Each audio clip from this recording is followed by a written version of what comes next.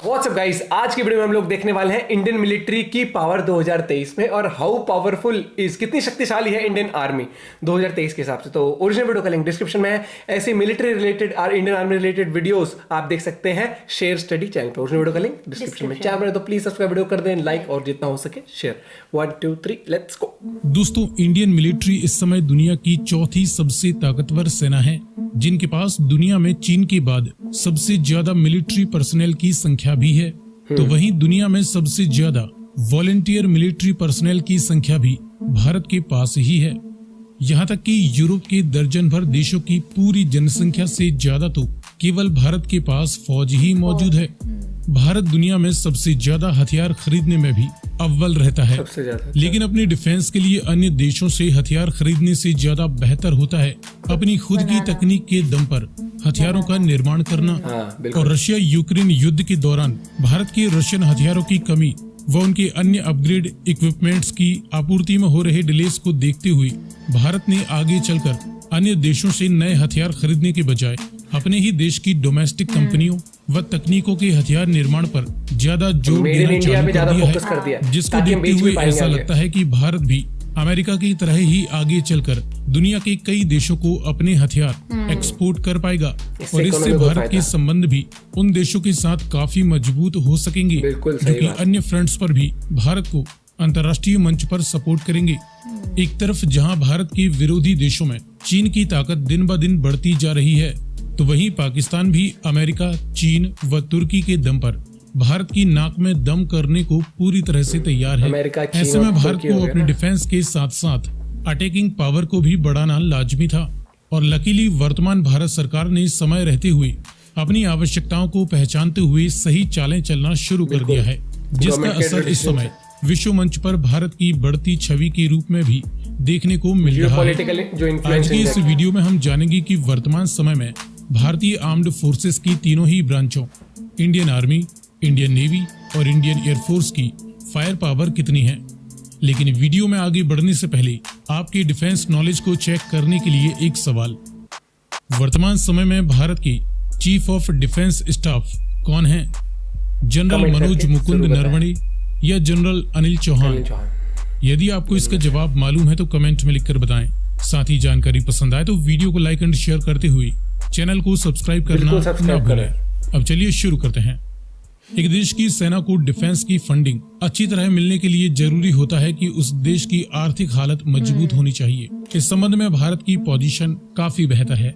भारत दुनिया की टॉप 5 अर्थव्यवस्था वाले देशों में आता है, जिसकी वर्तमान नॉमिनल जीडीपी करीबन $3.5 ट्रिलियन के आसपास है, जो कि आगे और भी ज्यादा बेहतर होने की उम्मीद है, क्योंकि भारत दुनिया का दूसरा सबसे अधिक जनसंख्या वाला देश है और एक वाइब्रेंट यंग पॉपुलेशन देश को आगे बढ़ाने के लिए दिन रात काम कर रही है। भारत की जनसंख्या वर्तमान समय में 140 करोड़ से भी ज्यादा हो चुकी है। भारत का डिफेंस बजट भी दुनिया के टॉप 5 देशों में आता है। इस साल के लिए भारत ने करीबन $70 बिलियन के आसपास अपने डिफेंस पर स्पेंड करने की योजना बनाई है। ये आंकड़े आगे चलकर कुछ कम या कुछ ज्यादा भी हो सकते हैं। इंडियन मिलिट्री की तीनों ही ब्रांचों में टोटल एक्टिव ड्यूटी पर्सनल की संख्या 14.5 लाख से भी ज्यादा है। 11 से 12 लाख इंडियन मिलिट्री के पास रिजर्व पर्सनल भी मौजूद है। वहीं इनसे कहीं ज्यादा पैरा मिलिट्री फोर्सेस भी इंडिया के पास मौजूद हैं। मास डिस्ट्रक्शन के न्यूक्लियर वारहेड्स की बात करें तो भारत के पास करीबन 160 न्यूक्लियर वारहेड्स बताए जाते हैं। हालांकि ये आंकड़ा चीन या पाकिस्तान के मुकाबले कम है, लेकिन भारत के पास अपनी न्यूक्लियर वारहेड्स को जमीन, जल और हवा तीनों ही माध्यमों से दुश्मन की सीमा तक डिलीवर करने की क्षमता है। इसके बाद बात करें जमीनी ताकत की, तो इस फील्ड में मैन बैटल टैंक्स की करीबन 4600 से ज्यादा यूनिट्स इंडियन आर्मी के पास मौजूद हैं। भारत मेनली इस्तेमाल करता है रशियन T-90 भीष्मा व इसके upgraded version T-90S man battle tanks को, अपने खुद के अर्जुन मैन बैटल टैंक्स के मार्क 1 वेरिएंट की 100 से ज्यादा यूनिट्स व इसके मार्क 1A वेरिएंट्स की भी 118 यूनिट्स के ऑर्डर दिए जा चुके हैं। 2400 से ज्यादा यूनिट्स भारत के पास हैं रशियन T-72 अजय टैंक की। अजय मार्क 2 के भी नए वेरिएंट्स बनाए जाना है, लेकिन क्योंकि रशिया यूक्रेन के साथ वॉर में उलझा हुआ है, इसीलिए भारत को इसके अपग्रेड के लिए इजराइल, पोलैंड व फ्रांस के साथ बातचीत करनी पड़ रही है। आगे चलकर Bharat T-72 Ajay man battle tanks को अपने फ्यूचर रेडी कॉम्बैट व्हीकल्स की 1770 से ज्यादा यूनिट से धीरे धीरे रिप्लेस करने की योजना भी बना रहा है। इसके बाद बात करें इन्फेंट्री फाइटिंग व्हीकल्स की, तो भारत के पास फिलहाल BMP-2 सरत इन्फेंट्री फाइटिंग व्हीकल्स की 2500 से ज्यादा यूनिट्स मौजूद हैं, जिन्हें समय के साथ धीरे धीरे अपग्रेड किया जा रहा है। साथ ही आगे चलकर Bharat 1750 future infantry combat vehicles के माध्यम से इन्हें रिप्लेस करेगा। इन इन्फेंट्री फाइटिंग व्हीकल्स के अलावा भारत के पास फॉरेन व लोकल कंपनीज के माध्यम से प्रोड्यूस किए गए करीबन 9 से 10 हजार आर्मर्ड पर्सनल कैरियर्स भी मौजूद हैं, जिनकी संख्या आगे चलकर और भी ज्यादा बढ़ने वाली है, क्योंकि अब भारत की स्वदेशी कंपनियां इनका निर्माण करने लगी हैं। इसके बाद सेल्फ प्रोपेल्ड आर्टिलरीज की करीबन 100 यूनिट्स भारत के पास मौजूद हैं। भारत साउथ कोरियन K9 वज्र सेल्फ प्रोपेल्ड आर्टिलरीज का इस्तेमाल करता है, जिसकी आगे चलकर 100 यूनिट्स के ऑर्डर्स और दिए जाना है, जिनका निर्माण भारत में L&T द्वारा लोकली लाइसेंस पर प्रोड्यूस किया जाता है। वहीं बात करें टाउड यानी फील्ड हवित्जर्स की, तो इसकी करीबन 3300 यूनिट्स भारतीय आर्मी के पास मौजूद हैं। टाउड हवित्जर्स में भारत अपनी लेटेस्ट धनुष हवित्जर्स का इस्तेमाल करता है, जिसकी आगे चलकर 100 से 400 यूनिट्स और बनाई जाना है। इसके अलावा इंडिया UK द्वारा मेड BAE M777 सिस्टम्स का इस्तेमाल भी भारत करता है। भारतीय सेना के पास स्वीडन की 400 से ज्यादा हॉबिटस हवित्जर्स हैं। इंडिया इजराइल द्वारा सोवियत समय की M46 शारंग फील्ड गन्स को अपग्रेड किया गया है। वहीं ऑर्डिनेंस इंडियन फील्ड गन भी भारत के पास 1700 से ज्यादा की संख्या में मौजूद है। इसके अलावा भारत DRDO के माध्यम से advanced towed artillery gun system इसे भी तैयार कर चुका है और इसके ट्रायल्स अभी चल रहे हैं। कंप्लीट होने के बाद इसकी सैकड़ों यूनिट्स इंडियन आर्मी को मिलने लगेंगे। और ऑलरेडी जितनी चीजें उनको और डिमांड में भी दी हुई हैं। की बात करें तो इस समय भारत के पास करीबन 1500 से ज्यादा मल्टीपल रॉकेट लॉन्चर्स मौजूद हैं। भारत मेनली इस्तेमाल करता है 900 से ज्यादा स्मर्च 9K58 multi barrel rocket launcher का। इसके अलावा 300 के करीब Pinaka multi barrel rocket launchers, जिनकी संख्या आगे चलकर और भी ज्यादा बढ़ाई जाना है। BM-21 grad multiple rocket system भी भारत के पास फिलहाल मौजूद हैं। इन्हें धीरे धीरे पिनाका के माध्यम से रिप्लेस कर दिया जाएगा। अटैकिंग क्षमता के अलावा भारत के पास अपने डिफेंस के लिए भी काफी सारे सिस्टम्स मौजूद हैं। इनमें भारत के पास दुश्मन के सैटेलाइट्स को तबाह करने के लिए पृथ्वी डिफेंस व्हीकल मार्क 2 मौजूद है, जो कि जमीन से 1200 किलोमीटर की ऊंचाई पर भी किसी मूविंग टारगेट्स को तबाह कर सकता है। दुश्मन की बैलिस्टिक मिसाइलों से डिफेंस के लिए भारत के पास Indo atmospheric anti ballistic missile system advance air defence मौजूद है। वहीं exo atmospheric anti ballistic missile defence system Prithvi defence vehicle की भी कंप्लीट टेस्टिंग भारत कर चुका है।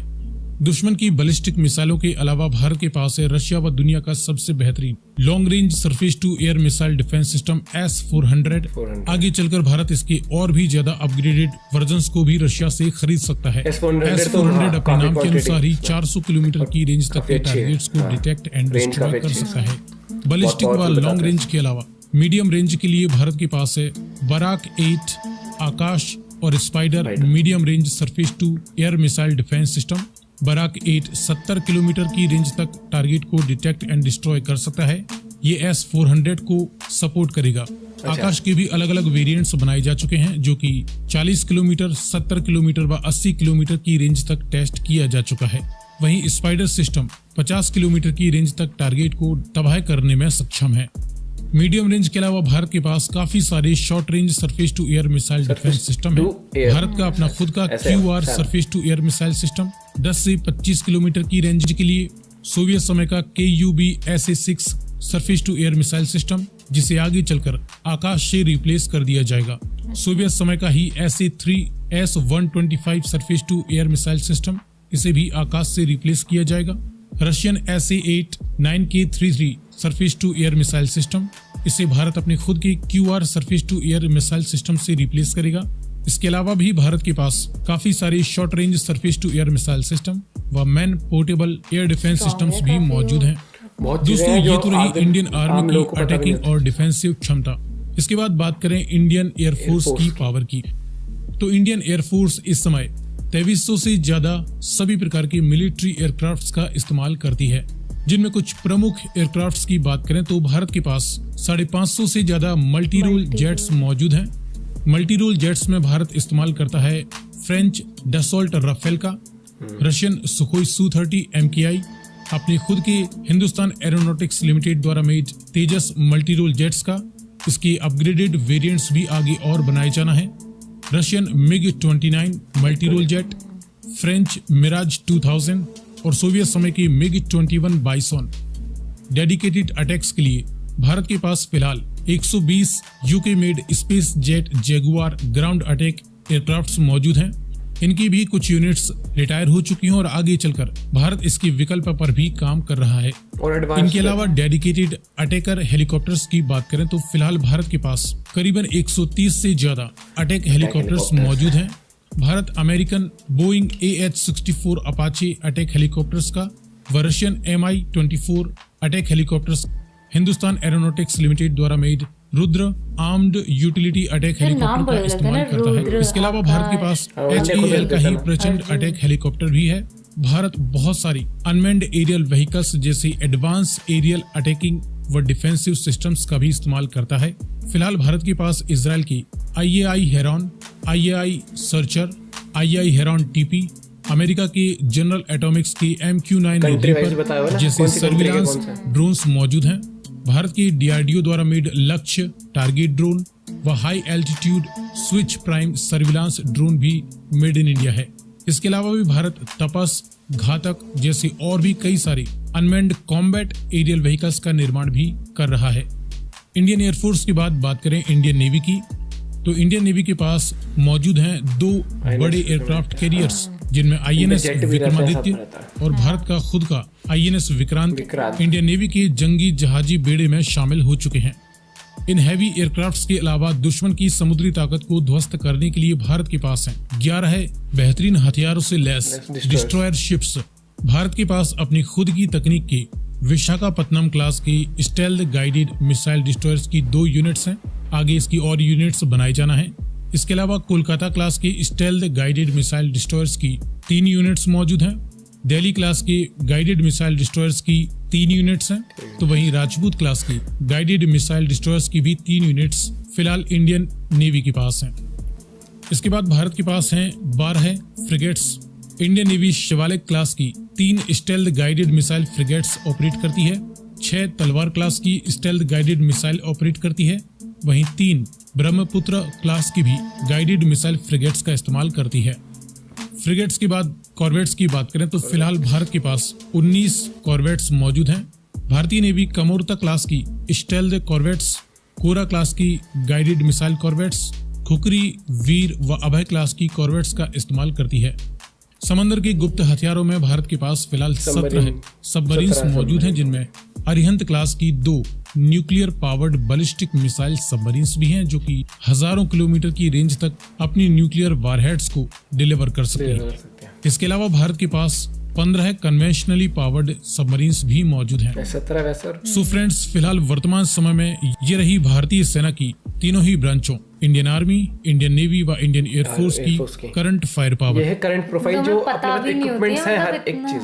और प्लस देखो एक चीज ये होती है जैसे जितना हमारा जो मिसाइल का सिस्टम है हर एक चीज पावरफुल है तो उतना ही हमें वो काउंटर करने के लिए भी चीजें होती हैं।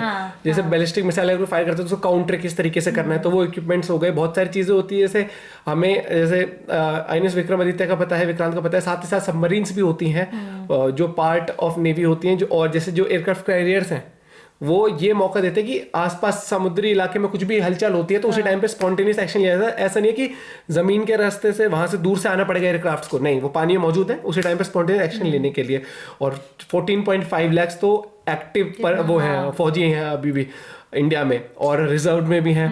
प्लस इंडिया का सबसे अच्छा ये है कि पिछले हमने 8-10 साल के अंदर अंदर ये देखा है कि पिछले टू बी फ्रैंक अभी जो बीजेपी अब आई है, अभी ये दूसरा टेन्योर चल रहा है, उस टाइम से काफी फोकस मिलिट्री पर भी हुआ है बजट पे। क्योंकि जितना स्ट्रांग मिलिट्री हमारी जितनी स्ट्रांग होगी उतना ही एक वो कहते हैं ना कि बहुत बड़ी चीज होती है, वो पॉइंट ऑफ व्यू किसी भी कंट्री का उनके सामने अपना वो दिखना एक दबंगई वाली बात होती है हर चीज। क्योंकि नो डाउट कितना भी लोग कह ले कि नहीं आज के टाइम पे हमें इतने इक्विपमेंट्स या ये हथियारों पे नहीं करना चाहिए। अभी देखो जैसे कुछ वो रशिया यूक्रेन वाला था, ऐसा थोड़ी कि बहुत तगड़ी दुश्मनी कब से चली आ रही है, ऐसा कुछ तो लेकिन यूक्रेन को अब देख लो सप्लाई हो रही है, हर एक चीज हो रही है।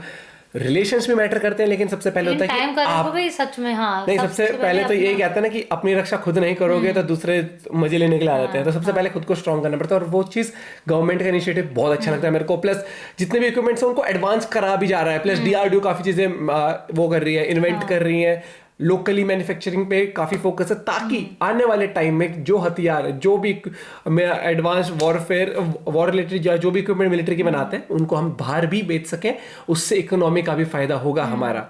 क्योंकि अभी हम बाहर से लेके आते हैं तो हमारा पैसा उनकी इकोनॉमी में जा रहा है। हाँ। जब अपने हथियार, अपने इक्विपमेंट्स, अपने फाइटर्स, अपने हेलीकॉप्टर्स जब बाहर बिकेंगे तो पैसा आएगा इंडिया में, और इंडिया की इकोनॉमी को सपोर्ट भी करेगा। आपको यह पॉइंट ऑफ व्यू जरूर बताना। बाकी मिलते हैं एक वीडियो के साथ। Till then bye, have a good day, take care.